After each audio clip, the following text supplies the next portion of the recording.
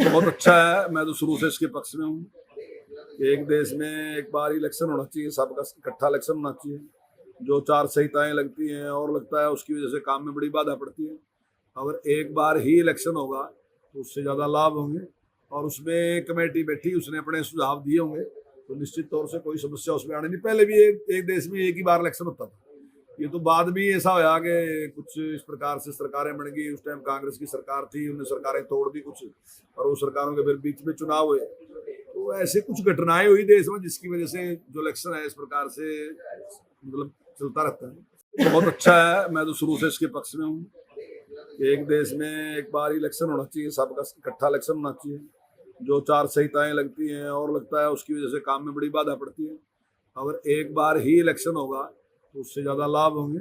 और उसमें कमेटी बैठी, उसने अपने सुझाव दिए होंगे, तो निश्चित तौर से कोई समस्या उसमें आने नहीं। पहले भी एक देश में एक ही बार इलेक्शन होता था।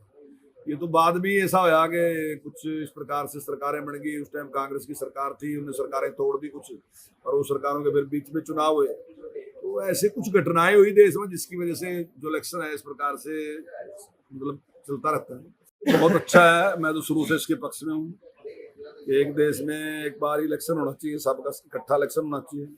जो चार संहिताएं लगती हैं और लगता है उसकी वजह से काम में बड़ी बाधा पड़ती है। अगर एक बार ही इलेक्शन होगा तो उससे ज़्यादा लाभ होंगे।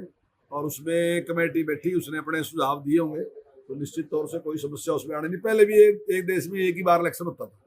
ये तो बाद में ही ऐसा होया कि कुछ इस प्रकार से सरकारें बन गई। उस टाइम कांग्रेस की सरकार थी, उन्होंने सरकारें तोड़ दी कुछ, और वो सरकारों के फिर बीच में चुनाव हुए। तो ऐसे कुछ घटनाएं हुई देश में जिसकी वजह से जो इलेक्शन है इस प्रकार से मतलब चलता रहता है। बहुत अच्छा है। मैं तो शुरू से इसके पक्ष में हूँ। एक देश में एक बार इलेक्शन होना चाहिए, सबका इकट्ठा इलेक्शन होना चाहिए। जो चार संहिताएं लगती हैं और लगता है उसकी वजह से काम में बड़ी बाधा पड़ती है। अगर एक बार ही इलेक्शन होगा तो उससे ज़्यादा लाभ होंगे।